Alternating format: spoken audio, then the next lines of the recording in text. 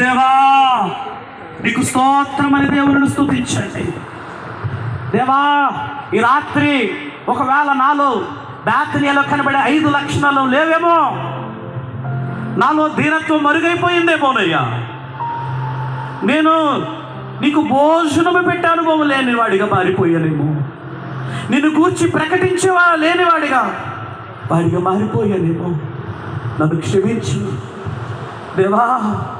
బేతనీయ వంటి వినే సన్నిధి అనుభవం నాకు లేదేమో, నన్ను మన్నించు యేసయ్యా.